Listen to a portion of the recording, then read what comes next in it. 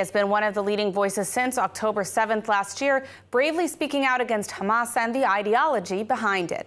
Mosab Hassan Yousef is a Palestinian and the son of the founder of Hamas in the West Bank. He has a remarkable story of how he came to assist Israel as an informant, and he's dedicated his life to fighting the very terrorist ideology he was raised with. Thank you for joining us today, Mosab. Now, we've heard harsh criticism of Israel for the alleged number of civilian and specifically child casualties in Gaza. You grew up with this ideology of Hamas. Can you share a little bit about what Gaza children are taught and furthermore how they're recruited and exploited by the terror group?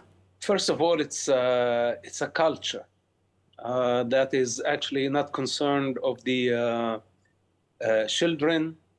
The abuse process begins at a very early age by indoctrination, brainwashing, forcing the children to think as rebels and to adapt to violence. And this is just one form of the child abuse in the Middle Eastern Muslim culture. What Hamas is doing is a crime against the children. It does not end by indoctrination. Hamas recruited children for terror activities. And not to forget that some children actually were forced to wear a suicide belt, explosive belt, and they used them as suicide bombers at some point. Hamas won't hesitate to use children as human shields. This is what we are witnessing in Gaza now. Sacrificing children as part of religious ideology. And this is not a new thing. If we look back during the Iraqi-Iranian war, the Ayatollah used thousands of children to sweep minefields, kamikaze style. So these people are willing to sacrifice not only one generation, but many generations for political gain. It's not secret. But I think many don't understand or can actually conceive the evil practice of sacrificing children. Now, throughout this war, we have seen Hamas use psychological warfare to manipulate the West and even the Israeli public. How can Israel fight back effectively against this without stooping to that level?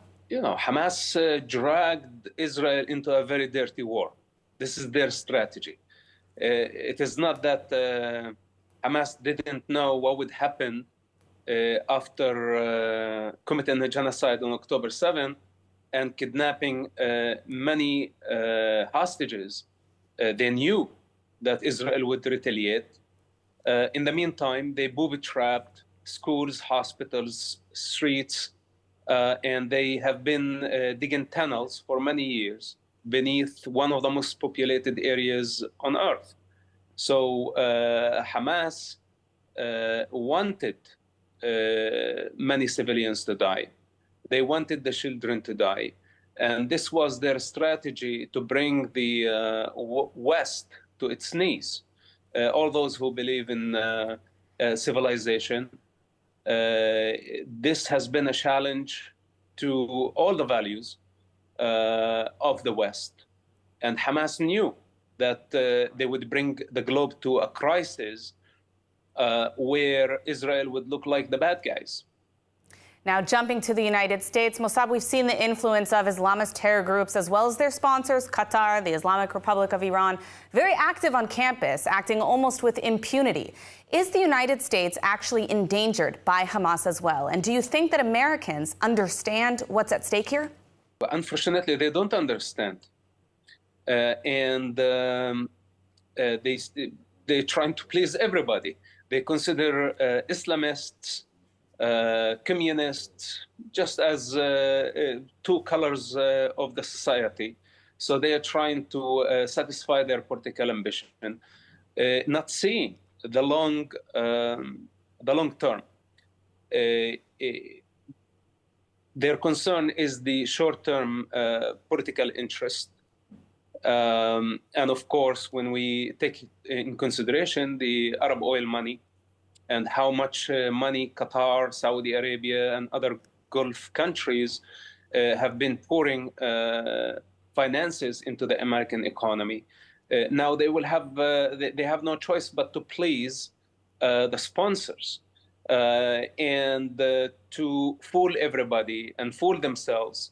And that includes the Biden administration, by the way, that Muslims are allies, but they are not, because Islam in principle contradicts with the American Constitution, with the values of the West. And it's more of an invasion that the West is in denial of. But we see what's happening in Europe. We saw what happened in Lebanon. And in my opinion, Lebanon is a very clear picture of what the Muslims, whether they are Shi'is or Sunnis, when they came to a Christian country, within no time, few decades, they turned it into rubble. They turned it into chaos.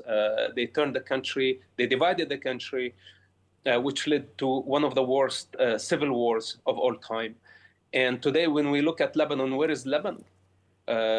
So this is an invasion. And I'm afraid that this is the future of Europe. All right, Mosab Hassan Yousef, unfortunately, we are out of time, but I want to thank you so much for joining us and shedding some light on these issues. Thank you. Appreciate it.